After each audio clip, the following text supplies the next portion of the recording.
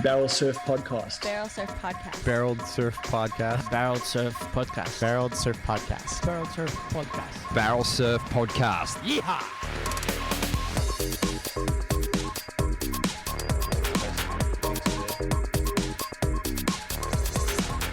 All right.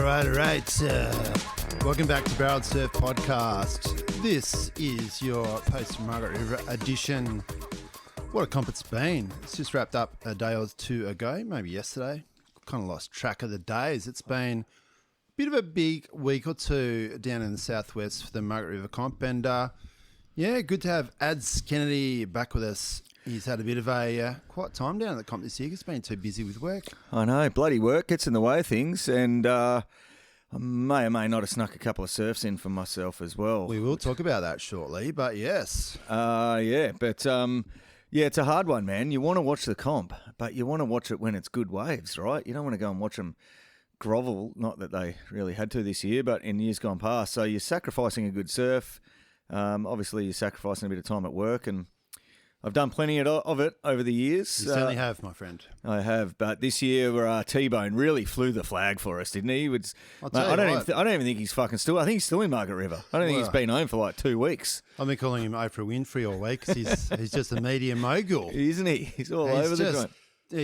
He's like live podcasting to the States and doing interviews with the winners and the grinners, and he even rolled up there first day after may or may not have had a big night down at the Cheeky Monkey. I know. Welcome to the West video. He's out to midnight, then he's up at 5 o'clock. It's like, first light down. Who at is Margs? this guy, and where is our T-Bone gone? Who's normally peeling out at 6:30 after 2 mids to get the family pizza. It was good to see Frank the Tank. T-Bone. It was good to see Frank the Tank come back and make an appearance at the Welcome to the West premiere. And he just rolled all the way through, didn't he? Straight into it down the comp. But he did indeed. Mate, someone else who's been down the comp, no doubt, hopefully making a nuisance of themselves. I would imagine that's the job of a journalist, isn't it?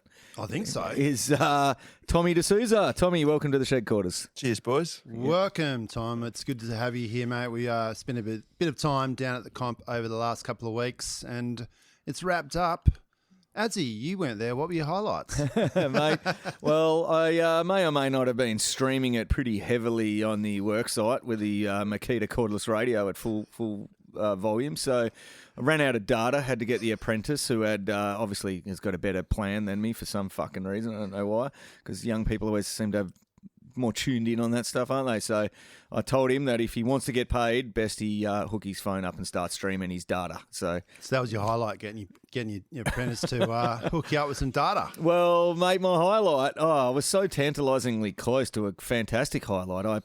For the very, very brief period I was down there, I paddled out to the box on a big board and sat in amongst the flotilla of jet skis, just licking my lips, going, you beauty, I'm going to watch a few heats from 10 metres away. And I copped half a heat that the wind went onshore and they called it off and I had to paddle back in. But, they called it, yeah. Yeah, so that was a bit of a bummer. But, mate, I can definitely bring up some highlights. But just firstly, I'd like to know, I mean, over the years, you always read your tracks mags and all that, and it seemed to be a common occurrence in any good article by a journalist as to when they're hanging around comps. It always revolved around them, basically like T-Bone, being hungover, getting as many free stuff as they can, eating 3 lunches a day, trying to fill up their backpack with Red Bulls and, all these sorts of things. I think you're just talking about yourself, mate. No, I was just following in in what I grew up reading about. And I know Tom was down there reporting for Stab Mag. Tom, is that sort of how your week went, or tell us about it? No, absolutely. It's all part of the fun. Yeah, sick. Yeah, it's kind of that was probably the highlight for me. The free RCI bowls and the free beers and free coffee, and you get looked after down there for sure. Old Supper Road's pretty epic, isn't it? The food. What's his mate? T-Bone's mate? Is it Paul? I think it's Paul.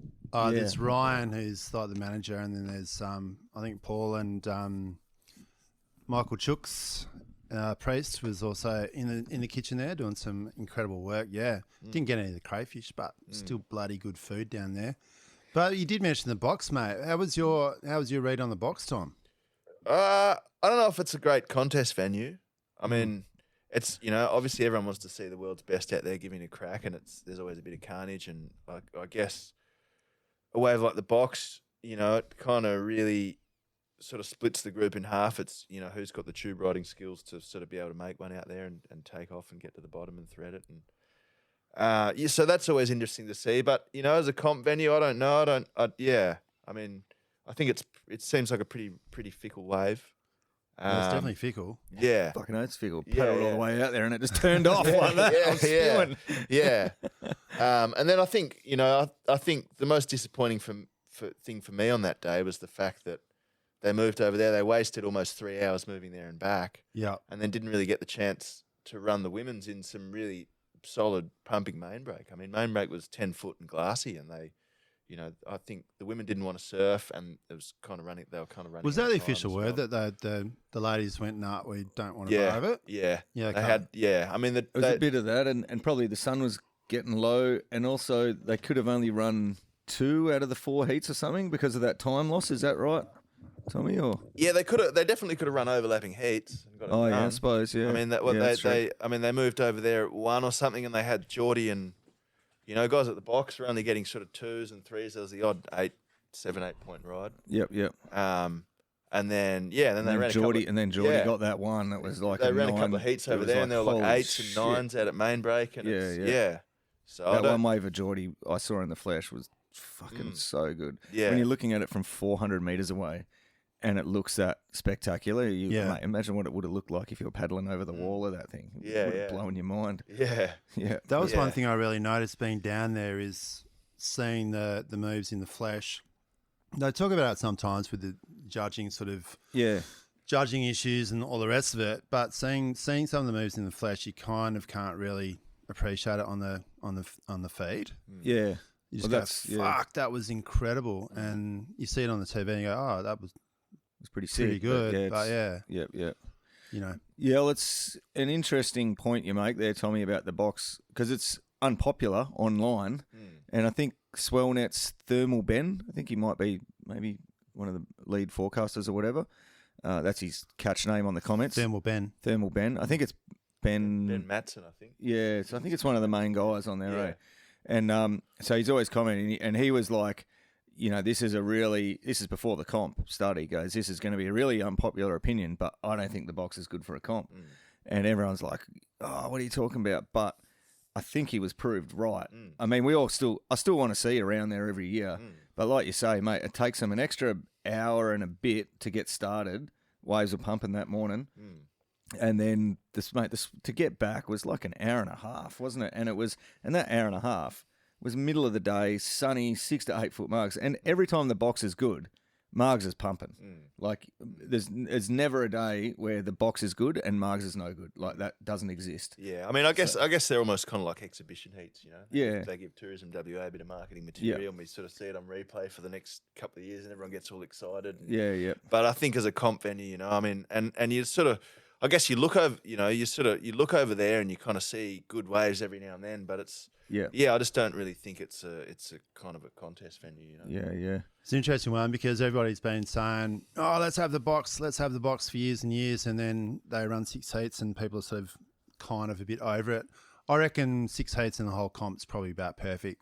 Yeah, the round of 16 would have been perfect. 8 heats, it would have been epic. But that wind went a bit north, and something happened to the swell. I There don't know it is. what happened. Box is over. Back to main break. They've just got to. I'd I'd love to see one day there every year. Yeah. I completely agree. Yeah, But then, I mean, I think main break's also, it's a good wave, but it's definitely not one of the best waves that are down here. I was talking to Kelly a couple of years ago, and he sort of compared it. He hates the joint. He compared it to sort of going to this fancy dinner party, and he said coming to Margs and being forced to surf main break is like going to this fancy dinner party where you're not allowed to eat any of the food. You just get given a packet of Cheetos at the I was door. about to say you get Adzy's pizza shapes and dip that's fallen on the floor twice already.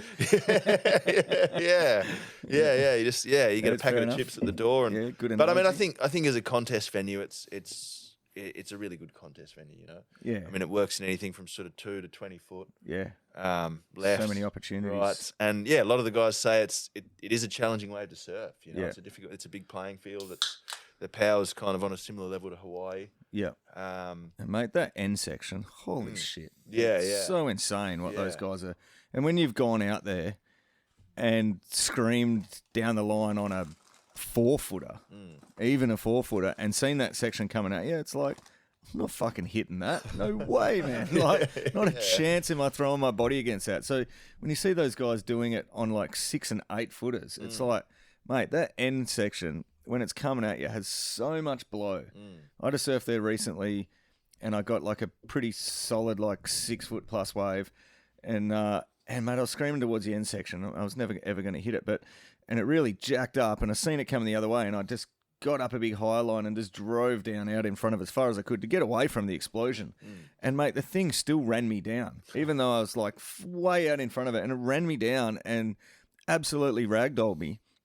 And all I could think about under there at the time was like, I can't believe those guys are hitting that thing. Like, I'm under there getting ragdolled, and all I could think about was those guys hitting that section. And mate, I mean, look at John. He's one of the best to ever surf the joint. And did he blow his knee out once or twice on that end bowl? Definitely once. Definitely once, yeah. Ended one of his years. I mean, it's gnarly. So to see them doing that, it's pretty spectacular, I reckon. 100%. Yeah. So, Tom, just going back to the round of 16 that they didn't run for the women after they ran the 2 heats after the box. Did you catch the video of Flick Parmentier later that day? I did, yeah. I was looking at mainbreak. It sort of looked really good. I mean, there was, I guess, when they called it off, there was a little bit of north ruffle sort of, I mean, kind of the left. It was only really the left that was starting to come into play, and then sort of the wind was kind of blowing straight into it as well. Wasn't a good wind for the left. Yeah. I mean, so, yeah. But I mean, it did glass off, and it did sort of get, and it, you know, it was forecast to get pretty big, but it didn't seem like it got really big until right on dark. You know, so I reckon they could have got it done, and I think, especially with the last day, I mean, you look at the sort of last 3 heats, 2 of the men only caught 1 wave. You know, there were just no waves. I mean, it was barely even breaking. That was the 2 hours they could have run that Arvo. Yeah, exactly. And well, they could have got the round of 16 done for the women, or pretty close to it. And or even the men's quarters, you know. Yeah. Just run a few heats and got it done, and we sort of could have got everything done the day before. Yeah, and then he could have finished in good waves. And you know, I think with women's surfing, they've really been pushing the envelope the last couple of years at Chopes and at Pipe, and you know, some of the girls were sort of pushing to run heats out at the box. And I think, you know, when there's conditions like that, I think it's a real shame to walk away from it. You know, it's kind of backing down from that progression of women's surfing. It pushed the envelope a bit. Yep. Send the women out. They could have gone out there and surfed really well. And They're getting equal pay. Yeah, out there, man. Yeah. Equal rights. You know, get them out there and see if they can smash some 10-foot I close. can understand them not running at the box because it's, you know, possibility of injury is quite high. But yeah, running at 8-10 foot marks, I think that should just be a given. You know. Yeah. I don't necessarily want to be surfing 8-10 foot marks, but I'm not a pro surfer, so that's it. You know, yeah, they're all women. Yeah, they're getting paid enough money to do it. You know, and I think at the end of the day, you know, I think it should be the WSL's call as well. You know, I don't know if it should be up to the women. I think if the people in charge of the show, if you know, they sort of look at the window and say, well, we want to create the best spectacle we can for the audience and for surfing and for the sport. Send them out, you know. Do they still have a surfers rep making the call? No, it's they used to have that. Used to be kind of a surfers rep. consensus sort of thing. They'll have a vote and sort of They just need some mad dog like Kieran Perot as a surfers rep, just constantly going. Yeah, I've decided that the surfers want to surf 12-foot box, We're out even there. though it's onshore. It's like, yes, go KP. Yeah, I guarantee you some of the women would have been 100% let's go. And obviously a couple just went nut. So, yeah, you know. I think there was also, you know, because of the cut as well. I think the fact that they maybe weren't going to be able to run all their heats, they were kind of going, oh, well, it's not really. I mean, you had Sally who was, I think, in heat 5, and then Lakey was in heat 8. So they kind of weren't going to be able to surf in the same conditions. So I think that was maybe a factor. I find that really strange because you're not surfing against someone in a previous day. You're surfing against the person in front of you. So that's a good point. Yeah. You know, you're both in the same conditions. It shouldn't. I don't think it should matter. And probably it was pretty similar anyway on the Monday for that sort of pretty long period swell, and they had some really conditions, so it wasn't too far away from what it was on Wednesday Arvo. Hey guys, it's Occy here, and you're listening to Barreled Surf Podcasts. Well. What do you know? Cheeky Monkey and their limited release. They're at it again, this time with the Quarry's Hazy Tropical Pale Ale. Mate, T-Bone loved this one. I loved this one. Namu loves this one. It's a Hazy Crusher, 5.2%. You got to love the limited release Hazy Tropical Pale. Check it out. The Quarries. Yes, and also look out for the Mainbreak Hazy IPA as well. That's available on tap at selected venues around the southwest and Perth. It is coming up to winter time. As we say in Barrel Surf Podcast, it is a good time to get yourself a glass or a bottle or even a case of Forester Estate wines, Adam. Oh, man, I've been loving the Lifestyle Shiraz 23 vintage. It's won about 74 gold medals. It's hardly, you can't even see the label anymore. It's just all gold medals. And, mate, it's very reasonably priced, especially if you go on their website, chuck in the coupon BARRELED for 25% off, and, mate, you are drinking a $100 bottle of wine for about $20. It's killer. Forester Red. Your beauty, Forester. I'm Nate Florence, and this is the Slab Tour, brought to you by the Barrel Surf Podcast. Ooh, it is a bit chilly these days. And the great thing about chilly waters in the southwest and Australia and worldwide is getting yourself a Shark Eyes wetsuit. The best rubber in the business. Give it a try. You will not be disappointed. Yeah, Shark Eyes wetsuits. Yeah, Shark Eyes. Wax. We all love wax. Get yourself some Dr. Crack wax. It's a new product from one of the local legends in the southwest, and it is the Duck's Nuts. Dr. Crack wax. Yeah, Dr. Crack. Sounds good. I feel like a bit of a cheeky monkey after a couple cheeky monkeys. All in all, though, I don't know if we sound negative or not, but pretty sick comp. I mean, good solid waves, aside from the final day being super small. Mate, it was barely under 6 foot the whole time, wasn't it? Oh, I reckon it was a great comp. I think there was a good variety of waves, different type of main break. Yeah. You had the sort of west swell and then you had the south swell on the last couple of days, and I reckon it was a winner. Yeah. I love having it on tour, and congrats to Gabby Bryan and Jordy White Chocolate Brew Smith. He took the win, has now had 2 for the year. Mate, he's no longer white chocolate. I was wondering if old Vorno Blakey was going to reference him as the white chocolate in his post-heat interviews, but I don't think he did. It's too cold for chocolate to melt down here, mate. That's what it is. Last time we'll see the cut there as well. Huh? Yeah. Yeah, I mean, I think it was really good having it there, and it adds a lot of drama and excitement, and I guess as fans, as people watching the sport, that's what we want to see. Yeah, for sure. So, Tom, one of the things we talked about down there was the TLDR. That's you do it, Stab. Give me a TLDR. What's TLDR? Too long didn't read. Oh, you right. too long didn't read. Let's go 3 TLDRs for the comp. Well, I think the biggest one was them walking away from sort of 10-foot pumping main break and finishing the comp on, when it was barely breaking. Yep. Yeah, I think that was a bit of an anticlimax. It was a bit disappointing. I think some of the power surfing that was on display there was pretty incredible. I mean, Geordie and Gabby. I mean, just some of the like the force and the strength in Gabby's turns. It's like I was watching the final and I sort of, I think Geordie had surfed in the heat before, and I kind of looked away for a bit and looked up and I saw Gabby surfing and I thought for a second that it was still Geordie in the heat. Mate, how's the legs on her? Yeah, Holy shit. It's got a powerful base, that's for sure. Yeah. Mate, she is not getting blown over by a 20-knot offshore. That's absolute. Yeah, and I'm yeah. assuming it's muscle, You can't be carrying a few bits of pudding in at that level of the sport. Wouldn't have thought so. No. Wouldn't have thought so. I'm just wondering if I've seen her surf too much in lefts, because if she can put that performance down at Cloudbreak, she's got to be a shoo-in for the title, you think. Mate, I reckon an 8-foot Cloudbreak lip would hit her in the head and her head might fall off, but her legs are still going to be on the board. Mate, it's fucking anchored in there.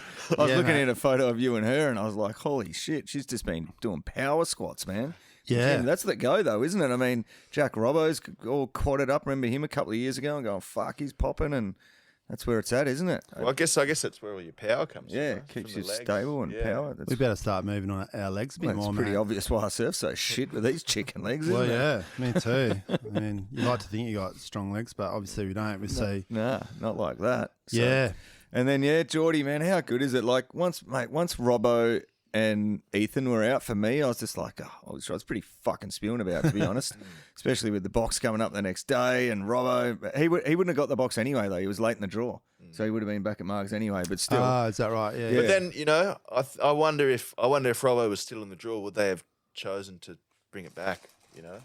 Would they have chosen to bring it back to mainbreak? I mean, It's just got northerly chandeliering box. Yeah. And it's just getting 10-point ride still. yeah, there wasn't that many waves though. I suppose there never is, but I was in the channel. I think it was Robbo was on a ski over there, just watching, and Jed Madison, who's a hell surfer as well, and he was and there was someone else over there, and they were like, there's heaps of people, but someone else was saying, I think this new long period's kicking in, and it's not hitting it good.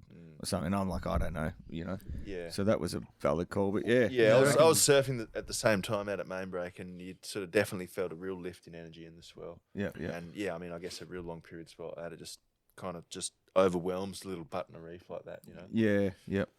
Yeah, let's talk about that because you guys, I got down there and the word on the street was that Adzy had got his media pass just so he could park close to mainbreak and get out there. No, mate, I was like the tracks journalist before me. I was there to do a job, Well, it's research and development, isn't it? It was, yeah. So you're out there pretty much by yourself for a little while. Oh, no, there was heaps of other crew out there. Oh, that's right. Yeah, no, it was fucking- busy. It was busy. All right, well, let's just say you and Tom both had a nice little Me and session out Tom, there. we shared it with a whole bunch of other people. I saw him out there on his own for about an hour. I mean, Adzy's getting heaps of waves. I can't let him have all the fun. No, I wasn't out there by myself. There was heaps of other people out there. But Yeah, we did get out there and enjoy a surf, and while they were on at the box, and it was pretty good. It was pretty fun. I saw Tommy on his Tom Hoy single fin. What was that? Like a 6.5 or something? 1978, 6.8. 6.8. Oh, that's you what it love that was. thing. Look, Yeah. Even though it was packed, there's 30, 40 guys out. You guys were on your single fins. That's Looked why we like, got looked waves. like it was empty Yeah. because you guys were getting whatever wave you wanted. Exactly. Yep. And then what happened, Adzy? Oh, yeah, then I snapped me frickin' board, which I was pretty spewing about. Some Grom's like, where are the sets breaking? And I'm like, oh, yeah. On my head. On that bubble. I was like, yeah, see that bubble right there? And I'm like, oh, hold on, there's one breaking right there. And then, boom, snap my board. Boom. And I think the grommet just ducked over, looked back and go, that old cunt has no fuck all. Probably. I'm assuming that's what he was thinking. Because, Just another old prick on a long board out at mainbreak. I thought I was giving him, I thought I was helping him out. And he's like, mate, I don't need your help.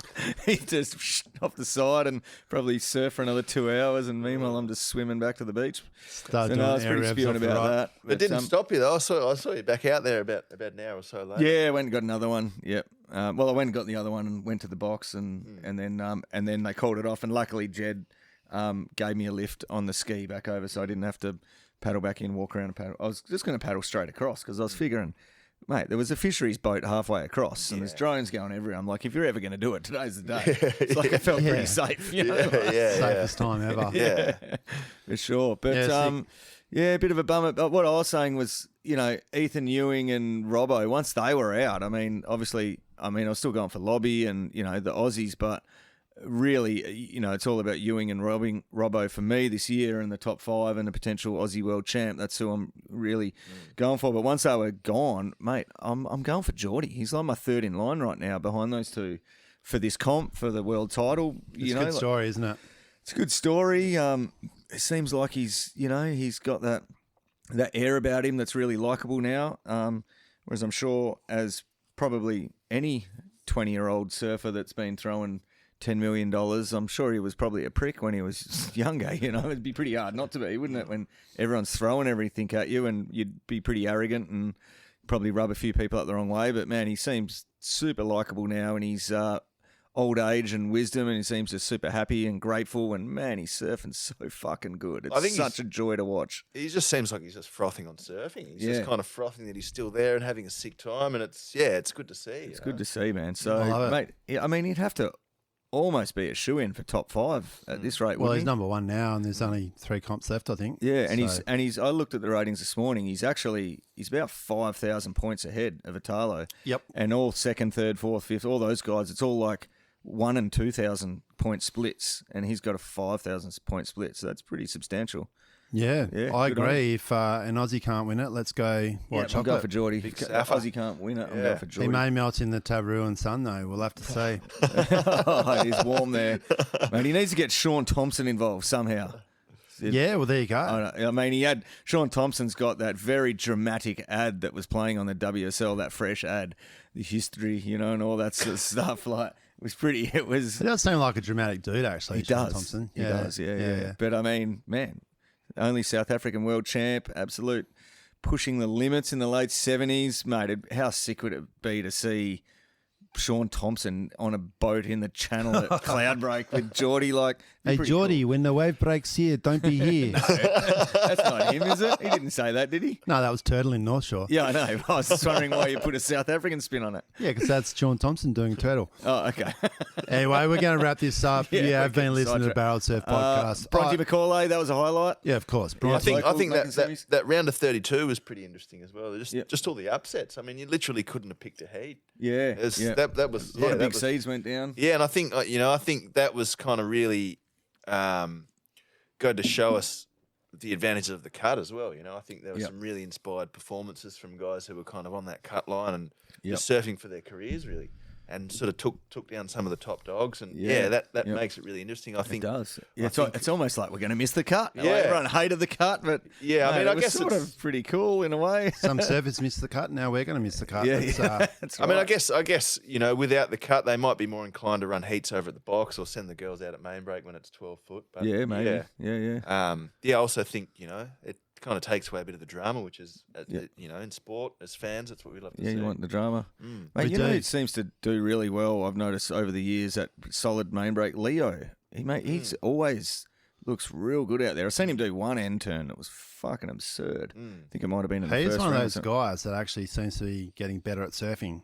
Yeah. You wouldn't have thought after all this time, but he really does seem to be Mate, improving. he's so solid at Margs. Like the last few he's years, he always fucking looks so tearing good out back, there when it's, yeah. mate, it's fucking awesome rail game. Pretty sick comp. I mean, we're probably biased, but fuck, it was a sick comp, I reckon.